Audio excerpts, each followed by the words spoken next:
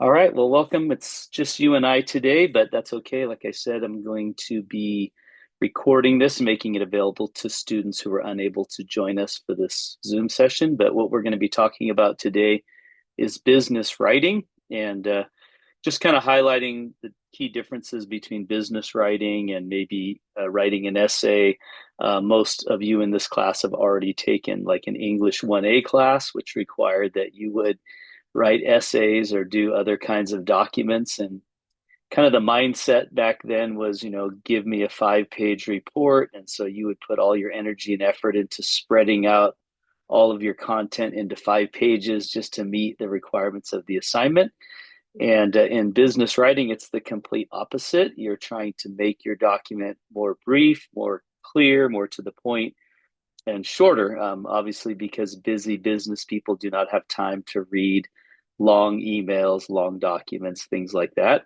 And so, what business writing is not just how it reads. Obviously, you need to still use proper punctuation and proper grammar and sentence structure and all those things, but it's also how your document looks, that your document is visually appealing. And there's ways that you can do that to your document to make it a little more palatable for people to read. The last thing that we want to get when we get an email or a letter or something from a person is just to get a page full of text, and even worse, all plain text, even worse, all one paragraph. And it can be extremely intimidating to get an email like that. And to be quite honest, many times we don't even read it because it's not very readable, even though it may be written extremely eloquent. The problem is that it visually is not attractive, and so therefore we do not read it. And so it's very important in this class. What we're learning when it comes to business writing is, of course, how to structure our sentences a little bit, how to create, chunking and put like information together, and how to do kind of the generics of writing a business document. But we're also going to put a lot of emphasis on how it looks. So if you turn in a document that's all plain text, there's nothing about it other than paragraphs of plain text, then you didn't get it. You're not getting what we're talking about with business writing, because it needs to be visually appealing. So how do you do that? Well, your book mentions using things like headings, using things like bullet lists and numbered lists, using bold text, italicized text, underlined text, even all caps, makes your document a little more visually appealing. It allows the eye of your reader to not just have to read every single paragraph and every single word, but it allows your reader to be able to scan your document because you have visual things that their eye can catch. So, for instance, if you have an important date of a meeting, you might want to make that bold so that way the eye of your reader catches that, doesn't miss it. If you have some information that's critical for them to know, maybe the key phrase of each paragraph, make that bold, make it stand out. If you have a list of any sort or steps to take, of anything like that, don't hide it all in a paragraph, make it a bullet list so that it's easy for your reader to scan. And then headings allow you to kind of summarize what's in a paragraph that follows. So if you do your headings right, your reader can just read the headings and know what the next paragraph is about. And then if you add kind of a bold sentence in there, kind of the key sentence, they can read the heading and the sentence and they got the gist of the whole next paragraph. And so that's kind of the idea of what we call making your document more readable and scannable. So that's what we'll be kind of focusing on when it comes to your business documents. That's what I'll be looking for. So basically, you're going to be graded on three things. Number one is, how well did you complete the assignment? So for instance, if it's a negative news message, did you follow the rules for a negative news message? If it's a routine business message, did you follow those rules? If it's a persuasive message, did you follow those rules, etc.? So that's kind of the first thing you're graded on. Secondly, is did you use proper grammar? Did you use proper sentence structure? Did you punctuate it properly? And I'm not looking for that. I'm not an English teacher, but if I notice it, I will definitely point that out.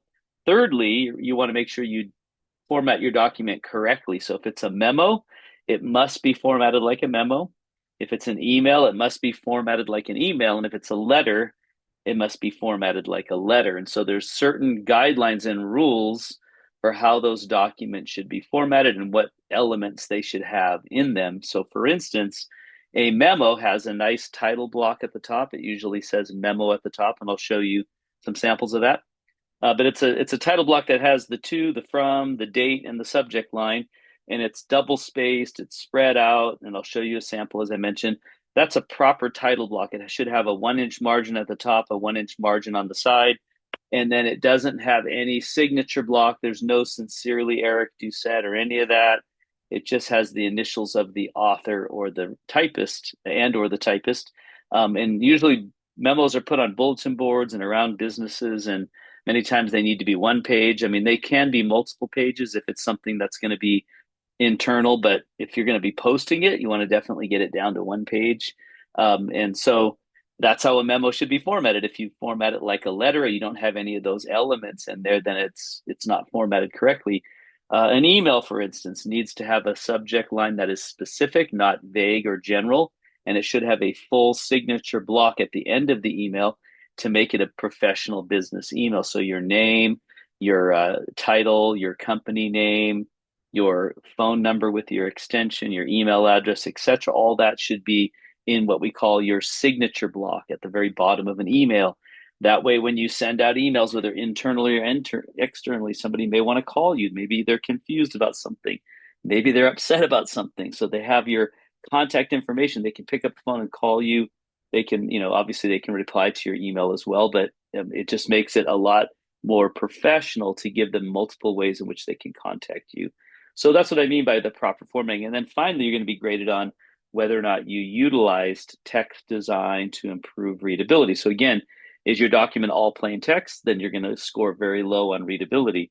But if your document has headings, bullet lists, bold text, italicized text, etc., throughout the document to make important things stand out, to make your reader's eye catch important details, that is what I mean by making it readable. And that's what business documents do. Business documents also use a lot of graphics and illustrations and tables and charts and things like that. So that's what we're going to kind of be looking at. So I'm going to go ahead and stop. I'm going to share my screen. I'm going to give you an example of what we don't want to get in an email. And this is a teaching demonstration I did at Cerritos College when I was hired there in their office technology department. Now I'm at Norco College full time, but nonetheless, this is an example of what we might get in an email sometimes, right? It has our name, and then it's just all a paragraph of text. So very difficult to read. You don't want to read it. Nothing stands out. I mean, there's a few things that are underlined. That's only because of typos or passivity things in the paragraphs, stuff like that. But there's nothing about it that makes you want to read it. There's nothing about it visually that's appealing. By the way, this is the Gettysburg Address that I put into a format of an email.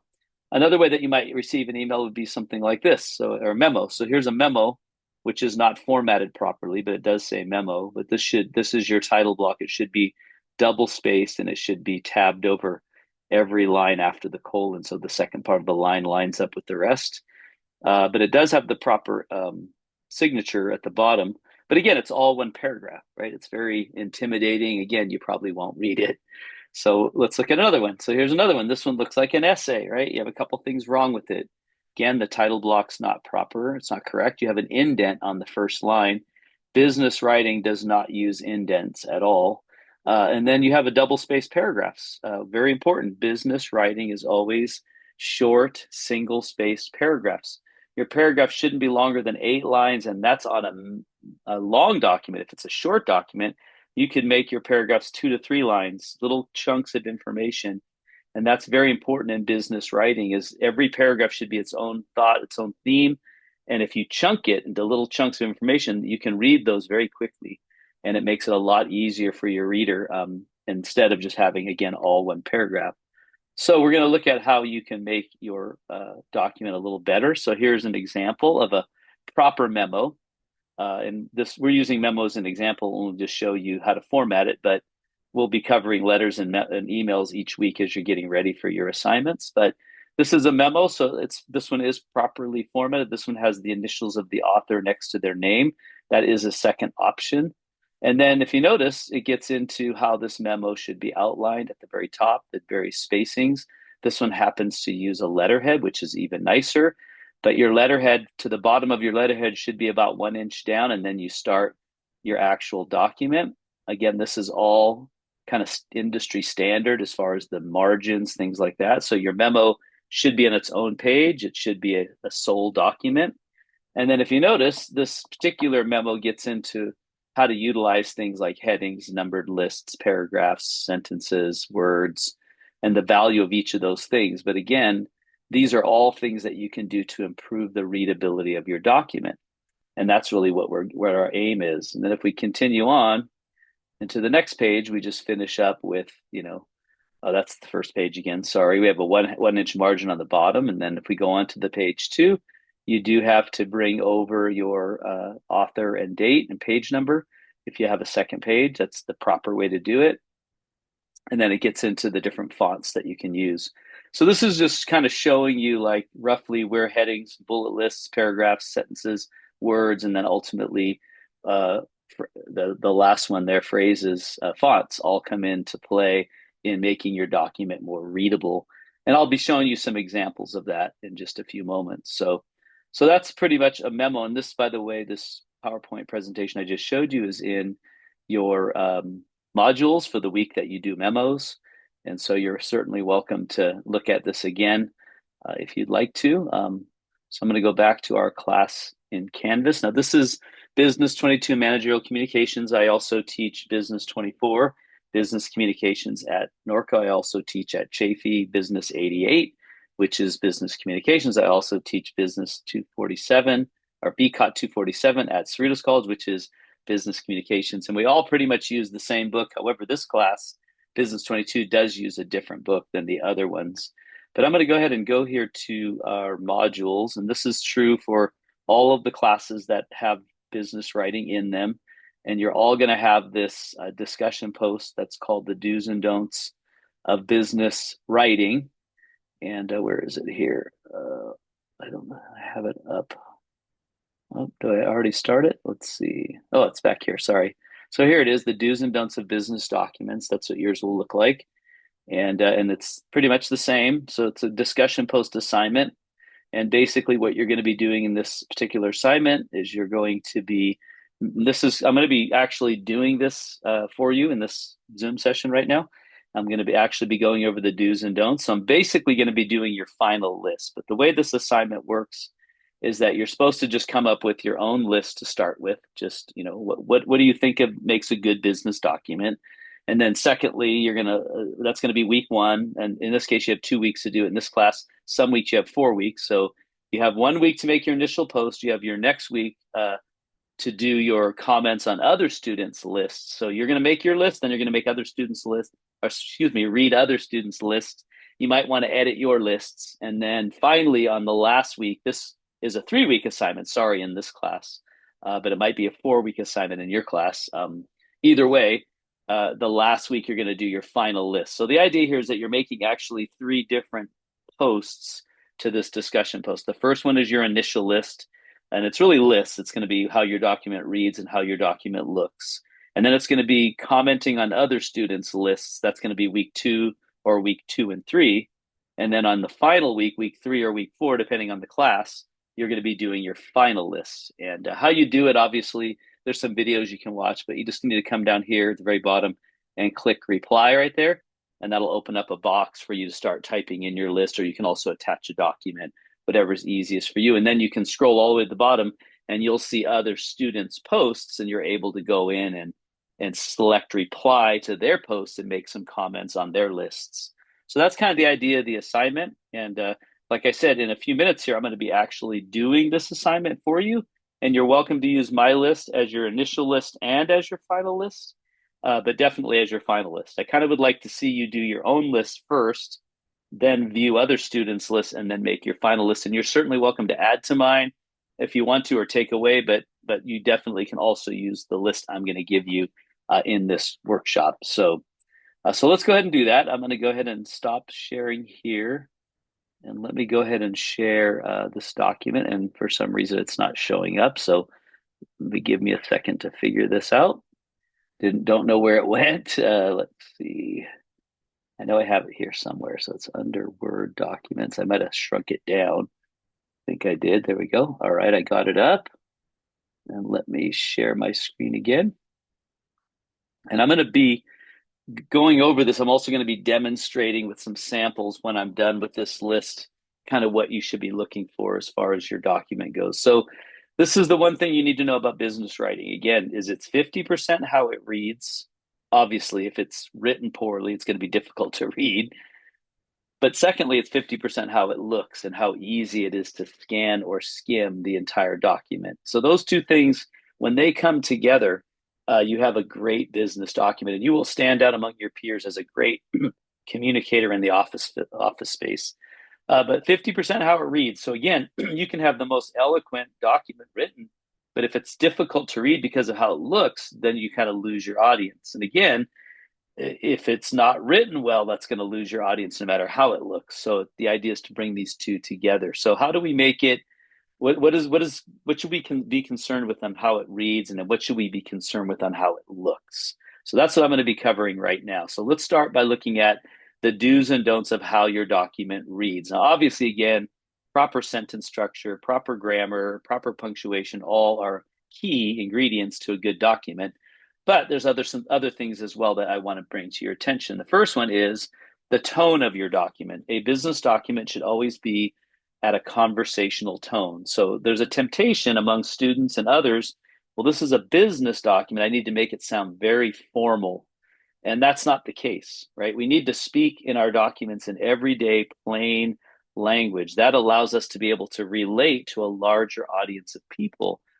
Some of the people in our workplace may speak other languages. They may be from other cultures, etc. And so they may not have the educational level or whatever. So the more simple and the easier that you can make it, the better it is going to be for a larger audience of people. So according to my instructor, when I took this class years ago, he said that we should write at about a sixth grade level. I think you can get away with a ninth or 10th grade level, but you don't need to be flowery. You don't need to be super formal, and then be aware of being too informal. Some people like to write, hey guys, well, I hope that you're all doing well today. Just the way you write it sounds like you're talking to your friends with all kinds of shorthand and all these other slang statements. Be careful of that too. Don't make it too informal. Make it conversational, kind of how you would speak to somebody if they were sitting across the table from you. So that's the first thing. Secondly, is it should be positive. Everything in business writing should be positive. Don't focus on what you can't do. Sorry, we can't do that. We can't do that, but we can do this instead. You always want to pivot any negative news with something positive. You don't want to say we can't do this, say we will do this in once these things happen, right? So you can make it positive and still have the requirements needed to make it happen. There's a sentence that you may or may not have to have rewritten on the construction not being able to go forward because the soil is all soggy. And so the original sentence says we're unable to continue with construction because the soil is soggy. Well, you're being negative, right? You're focusing on what can't be done. Why not say the construction will start very soon once the soil dries?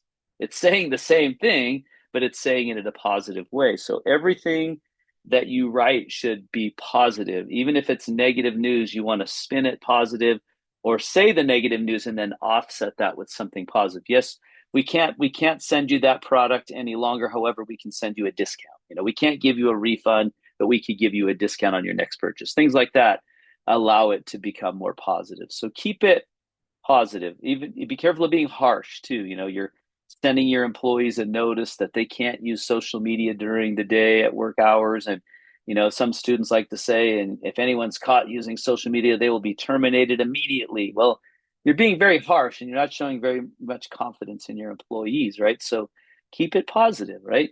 Thank you for your compliance. We look forward to the great things we're going to be able to accomplish as we're not wasting so much time on social media. Use that, do that during your own time. So anyway, that's the second thing. Third thing is clear and plain. So again, use simple sentences. If you need the report by Friday, say please send us the report by Friday. Don't get too again formal or informal or flowery or impressive. You're not there. You're not writing an essay. You're not writing a descriptive essay. Just speak in everyday plain language. That's the main way you should write. So when you're writing and you feel yourself adding all these extra adjectives and words, it's probably unnecessary. You can whittle it down, and we'll get to that in just a second. Number four is be you-centered. So focus on the benefits to the reader. Don't stand behind your policies or your structure or your company, but put everything in terms of why it's beneficial for your audience. So, for instance, another one of the sentences that we often rewrite says something like, due to our national policy of getting you name brands at discount prices, you can get store credit on return merchandise, but you cannot get cash refunds, or no cash refunds are allowed. You could be very negative, you can be very harsh, but you could make it very you-centered. You could say something like, in order so that you can continue to get name brands at discount prices, you can get store credit on return merchandise, but not cash refunds, right? You still have a negative element, but you put it in terms of how it's going to benefit them. It's going to benefit them by having name brands at discount prices. So that's the idea of making it you-centered. You want to make the reader and the benefits to them the primary aim of your message. Number five is make it brief and short. So again, business writing, according to your book, is economical. That means brief and to the point, short. You're not trying to add pages. You're trying to eliminate extra words. You're trying to get it down to the bare minimum. In this class, listen, every single assignment that you will write, whether it's business communications or managerial communications, should be no more than 1 page long. If you're more than 1 page on any of your documents, you've went too long and you need to edit it down to 1 page. Some of them are even a half page. That's plenty good to get the message across. So brief and short, beware of long and unnecessary. We did an assignment in one of my classes years ago. He gave us a paragraph and he said, whittle this down to the bare minimum. And as we sat there as a group going through each sentence and each line, pretty soon we're crossing out stuff. We got it all down to one sentence. One sentence encapsulated the entire paragraph. All of it was wasteful, unnecessary words. So again, brief, short is your goal.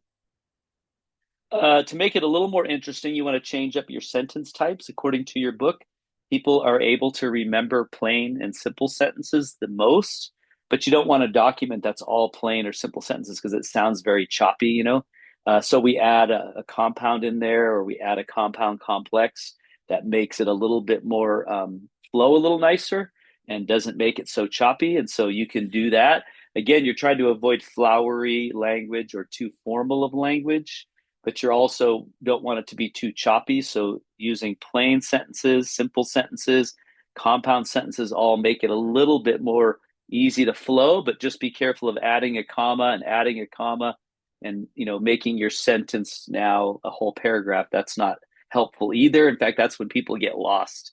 So you want to keep it short. In fact, they say about 20 words is your goal on sentences. So around 20, 25 words is the sweet spot. If you go longer than that, people won't remember it, or they'll get lost in what was being said. If you go shorter than that, it sounds very choppy. So that's the next thing. Keep your sentences short, but not too short. And then use proper grammar and proper punctuation. So be careful of falling into the trap of texting, treating your document like it's a text and not having complete sentences and having, shorthand and things like that. Nope. All of your sentences on any business document should be complete and complete sentences, not cut sentence short or comma splices, or I'm trying to think of the word fragmented sentences. None of that kind of stuff. Make sure they're full sentences. And then again, complete sentences, not shorthand. And then that you use parallel sentences. So in other words, and you'll see this in your book if you want to look it up, but it's under sentences. Parallel sentences, basically every part of the sentence, if it has commas, each part is parallel to the one prior. So if there's a certain order to the first part of the sentence, the second sentence should follow the same order, things like that. You don't want things out of order because it makes it difficult to read. It makes it what I call, what's the word I use? Clunky. It makes it clunky. You want your sentences to flow nicely, and making them parallel does that. So be careful of run-on or incomplete sentences. And then very important, make sure you structure your document. This is, again, how it reads, but the proper way. So every document should have some kind of introduction, whether that's just an opening greeting, some kind of body where it's the main gist or main message, and then some kind of closing, whether that be a closing greeting or some kind of instructions or actions that you want your reader to take. You should actually outline that before you sit down to type your document. What is my intro? What is the body of my message? What is my conclusion? Just like you did when writing essays in your essay class. That's going to help you to have some structure and order to your message. That's going to make you a better writer, and it's going to make it easier to read. Very important, you group similar information together. So if you have a paragraph talking about one thing, and then you have a second paragraph talking about something else, and then you have a third paragraph talking about what you talked about in the first paragraph, now it's all spread out. Take everything that relates to the same topic and put it into one paragraph. So for instance, I think you guys might be doing the parking memo. No, you're not doing the parking memo. That's what we used to have you do. But the parking memo is basically a memo that's addressed to day shift employees, swing shift employees, and to all employees. But it's got stuff for everybody in every paragraph, and it looks like somebody just spewed out what they wanted to say on a sheet of paper. So you need to organize that. Put everything that deals with swing shift in one paragraph, maybe put the heading swing shift. Everything that's to do with day shift employees into another paragraph and have day shift heading over it.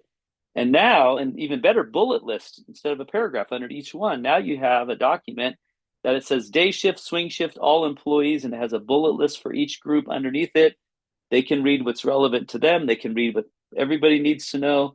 And it just makes it so much more readable and scannable. And that's the idea.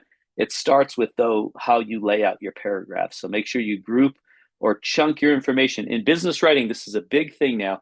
Everything should be in little chunks. Go on the internet. You're not going to see walls of text that in a place that does it right. You're going to see little chunks, a couple of sentences long, and everyone you're able to gobble up as you go down the page. That's the idea of business writing. All right, we get into then how it looks. So that's pretty much how it reads. Notice I didn't really get into any punctuation issues other than parallelism and things like that. But overall, you should have proper sentence structure, proper punctuation, proper grammar, and then all the things I mentioned here. As far as how your document looks, this is where you're beginning to now lay it out on the page. Now, one of the items I said before certainly ties into this, and that's if it's a memo, it should be formatted like a memo. If it's an email, it should be formatted like an email. If it's a letter, it should be formatted like a letter. So that's very important. Make sure that's the beginning of how it looks. Secondly, though, you want to make sure all of your paragraphs are single spaced. Double space does not have any place in business writing. It should be single spaced, short chunks of information, just like I've been mentioning. So single spaced, separated by a space. Single spaced, short paragraph, space, another single spaced, short paragraph, space, another single spaced, short paragraph. And again, short paragraphs is the next thing. And what we mean by that is your document should never just be one paragraph. Even if it's only 5 or 6 lines long, make it 2, 4 line, 3 line paragraphs. Makes it easier for the eye to read. And that's the idea. So you want to keep it short, single spaced paragraphs separated by a space. That means about 8 lines maximum on a long document. So that's kind of the general rule. So if you have a report that's 10 pages long, all of your paragraphs should be no longer than 8 lines. And even less is okay. If you have a very short document that's only 5 or 6 lines max total, you can make it, again, 2, 3, or 2, 4 line paragraphs, etc. So don't go with just the 8 as a whole, but in general, the longest paragraph you should ever see in any business document would be 8 lines, because it's going to become too difficult for your reader to be able to read it beyond that without having to really dig in. So also no indents. I already showed you that on the earlier. You don't want to indent the first line. That's a no-no. There's no reason to do that. Start left justified on everything. You want to use proper formatting again. I did mention this earlier, letter, email, memo. Make sure it's formatted like that. That means margins are there. And that's why, by the way, on a letter, especially in a memo, they should be on their own document, own sheet. You shouldn't have your assignment instructions on top, because now you've messed with the margins. So your document should be on its own page. You can put your assignments instructions up elsewhere. You don't even need to include them, because I know who it's from and I know what assignment it is by when you submit it. It's all in Canvas. So you don't need to even include any of that. Just give me your documents, all I want, but make sure the margins are correct.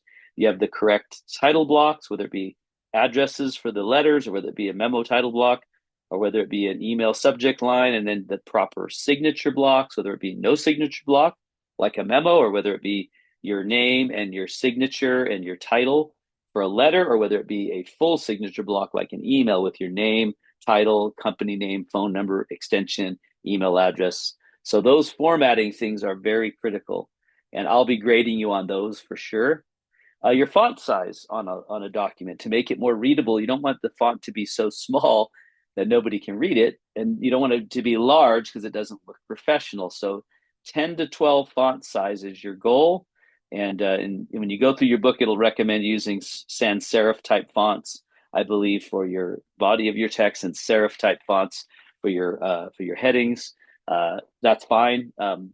Some of them do look better in a paragraph. Some of them do look better as a heading. So that's why you should follow that. But I'm not really looking for that. I just want to make sure you don't go too small or too large, and that you don't have long paragraphs. Definitely use headings. Again, headings are usually over a paragraph, and they give you a quick summary of what the next paragraph is about. That's the benefit of a heading. And again, if you have a heading that's fairly descriptive, and then you have something in the body of the next paragraph that's highlighted, whether it be bold text, underlined text, italicized text, whatever, it's going to be between the heading and that. I probably have the gist of the paragraph. I don't need to read anything else, and I can move my way down the page that way. So use headings. Don't not use them. Use bullet lists, use numbered lists. These take paragraphs of information that are more difficult to read and make them into an easy to read list. That's why your job duties on a resume should never be a paragraph. They should be a list. It's a lot easier to read a list than it is a paragraph. So use lists liberally in your business documents. Again, use text design like bold text design, underlined text, italicized text, all caps. All those are acceptable. Just don't do them too much where it becomes difficult to read. Do them just enough to let the eye of your reader catch on to what's most important in your document. That's kind of the goal.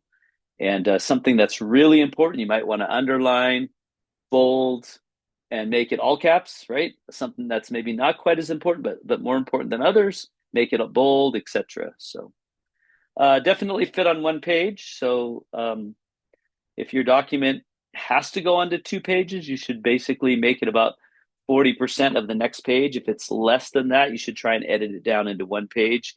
But if you have to use at least 40% of the next page, then go ahead and use the second page. But ideally in this class, every document that you create should be less than a page, just so you know, except for maybe your resume, if you've been at it for more than 10 years. Other than that, it should be 1 page. Uh, Business documents are a visual medium, so you can show somebody your document and they can read it. So that's why graphs, tables, etc., charts, those are always valuable in business writing. If you look at any business report done by any company, it's not just plain text, is it? It's not like a book. It has graphs and charts and tables and illustrations and scenic pictures and all kinds of stuff to make it very reader friendly. And that's the idea of your business document on a smaller scale. You can use those kinds of things. And then the last thing is not making your document visually appealing is a don't, but making your document visually appealing is a must. And so you'll see the difference. I'll show you some samples here in just a minute, but you'll see the difference between one that is more visually appealing versus one that is not. And I'll show you what I mean by that. So as I do, though, let me pause and ask if you have any questions. Professor, you Yeah. know how you mentioned that we can use headings? Can we also use subheadings? Yes, definitely. Yep. Oh, okay. Headings, subheadings, all that makes your document way more readable and scannable, right? The idea is you're trying to make, a busy business people don't want to get an email that looks like that first one I showed you, right? They're like, I'm not even going to read it. I'm too busy right now. But if you make it where they can scan it in 15 seconds and they're good, they got it, they got the message and they don't need to do anything more. You've made their life so much easier, right? And that's kind of the idea. So if you can do that, you will definitely stand out in your workplace as somebody that communicates well in writing.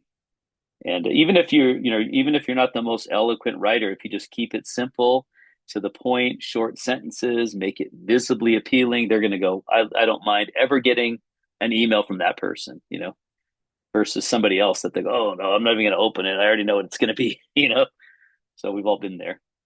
So let me share. Let's see if I can find those documents I wanted to show you. So let me see here. Oh, that's so you're seeing my full files here.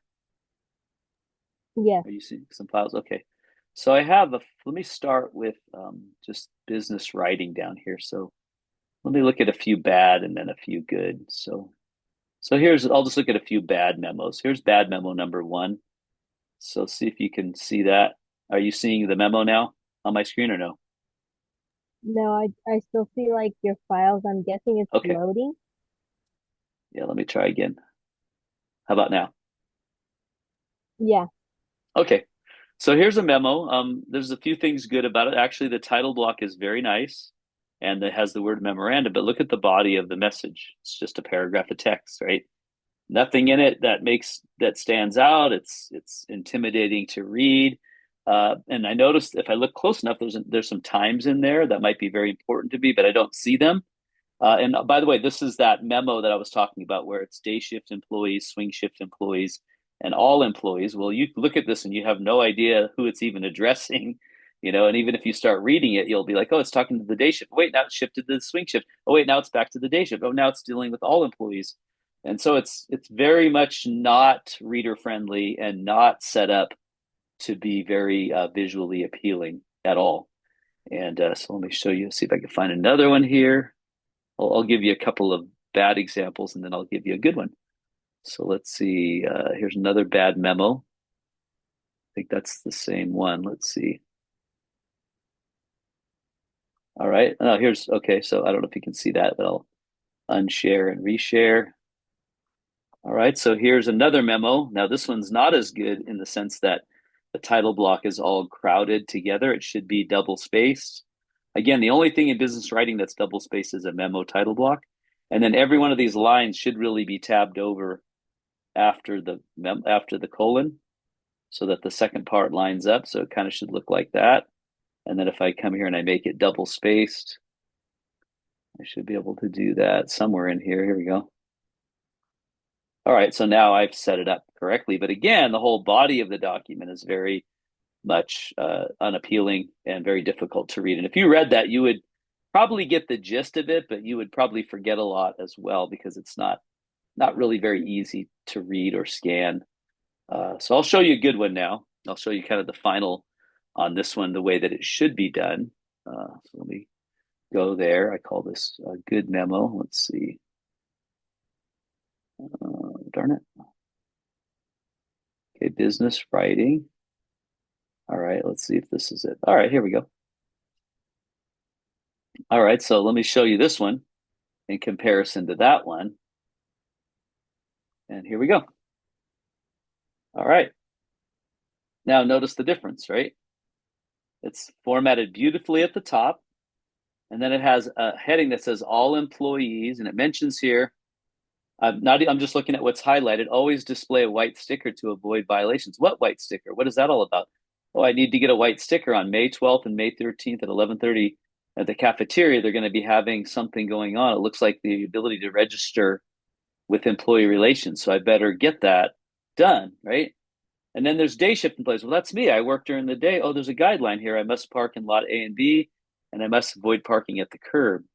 All right. Well, that's all I need to know. I'm not a night shift employee, so I'm good. I read the whole thing. I know what's going on. I need to go to the cafeteria on May 12th or May 13th, get a sticker, and then I can park in those areas. I'm done. I didn't even read anything else, right? Or I'm a swing shift employee. Here's the rules to me down here, right? Now, one thing that's not highlighted in this one that's very important and that's missing is in this particular instruction, there is a ticket. It says that you will get a ticket right here. Always display the white sticker to avoid ticketing. So I made that bold and to stand out because I didn't want them to miss that. And so I read that. It makes me go, wait a minute, I don't want to get a ticket. So it makes me read a little bit more to make sure I'm not missing anything, right? So that's the idea. So that's a well formatted memo. I'll show you another good one from a different assignment here. That one was formatted very nicely. I think I have some other ones up here. Let's see. So all right, here's a floating holiday memo. Let me see how this one looks. Okay. All right, this is another one. This actually may be your assignment. So if you're watching this video, this could be a quick little preview as to what I'll be looking for in this assignment. But let me show you this. So here we go. All right, so this is another memo. Notice it has the word memorandum at the top. This is formatted very nicely to, from, date, and then the thing. And then this message is about floating holidays. What is floating holidays? The details. So I can take them anytime. There's no blackout dates. They do not accrue. And these are in addition to my standard holiday. All right, I know what they are. I would have probably made this statement up here: 2 annual floating holidays, annually bold. So now I go, okay, this is about floating holidays. All I'm reading is the bold text. There's 2 annual holidays. What it is an extra perk.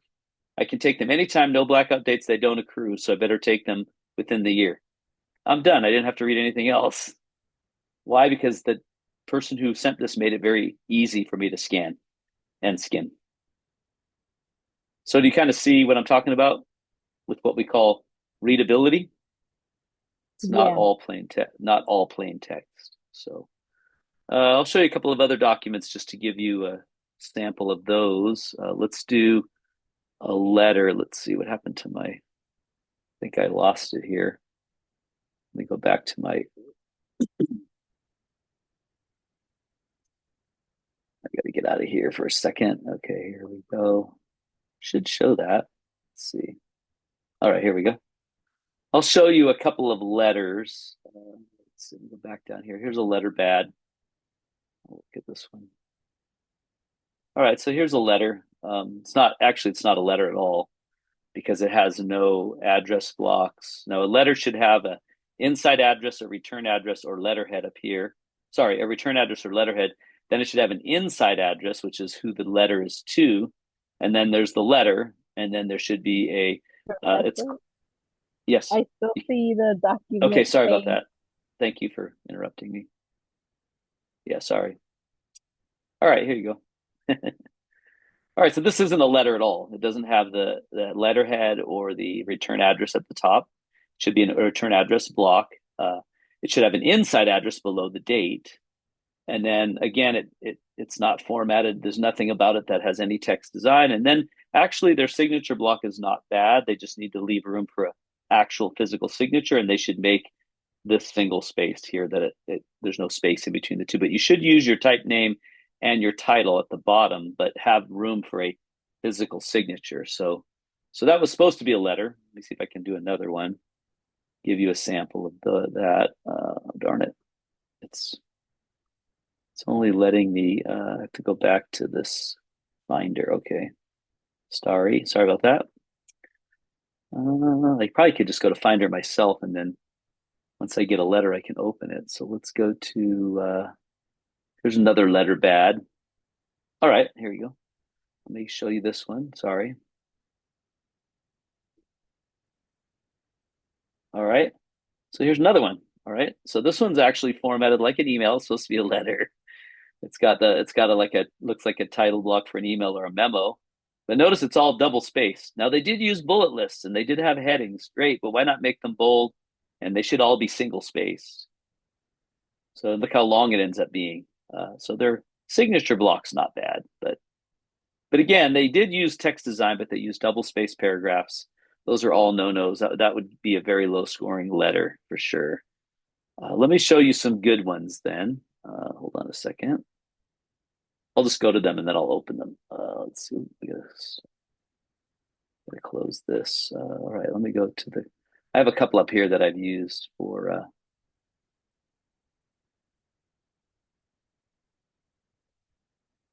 This might be the same one. I'm not sure. So, all right. That's a good memo. I already showed you that. Okay, let's see if it opened the Word document too. All right.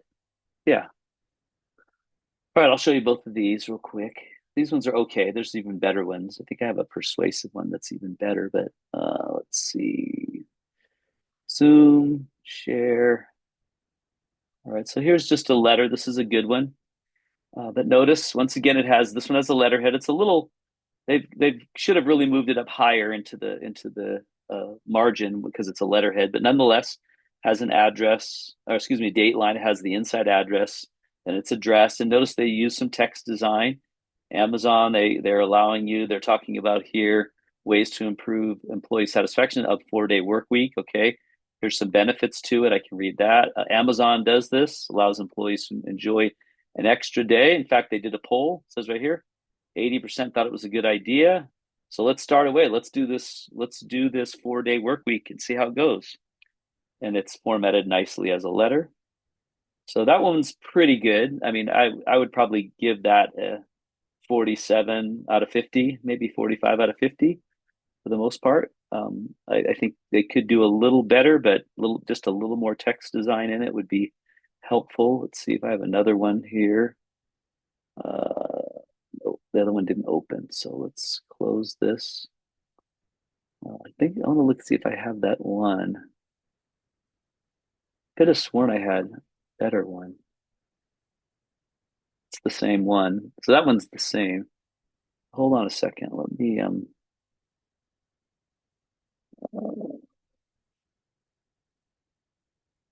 I had one that was really good. I use it all the time as a sample. So let me see if I can find it.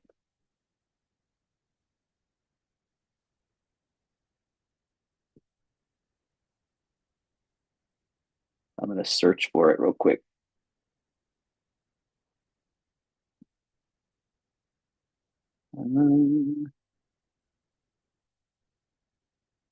Okay, that's the same one. Sorry. Give me a minute here. Okay, here we go. All right, here's one I like a lot. Let me share this one with you, and then we'll end with this. All right, so here's a really nice done letter. So can you see that now? So they use a title block. They use a letterhead at the top. They have the date, then they have the inside address, then they have the salutation, and then they really did a great job on making this. I want to talk about improving productivity, changes your competitors have already done. It resulted in reduction in employee stress. Wow. Improved work-life balance, providing more time, increased productivity, reducing stress, improving job satisfaction, reduce costs, paying less, saving money, lowering training costs. A poll was taken. 80% of the staff thought were very interested in it. I propose Skin Essentials make a 4-day work week, first by starting a trial period next month. All right, we should add it to the agenda next Friday's meeting. All right, so somebody wants to do a pitch on going to a 4-day work week. I'm all game for that. We'll add it to our agenda. I didn't even read it, right? I just looked at what was highlighted, what was standing out to me, and I came up with the gist of the whole letter. And it looks beautiful. See how nice that looks compared to the other one we were looking at a minute ago? Yeah. So, so that's the idea of business writing, is you're making it look visually appealing, and your audience is going to appreciate that. So, all right, I think that's pretty much all I wanted to cover in this session. I'll make this available to all the classes that I'm teaching this in, because it applies across the board. As far as that goes, I didn't do the assignment yet. That's the last thing, right? The do's and don'ts. Oh no, I did do it. Yeah, I did do that. So that should help you out in the when it comes to that assignment as well. So, any questions before I close it?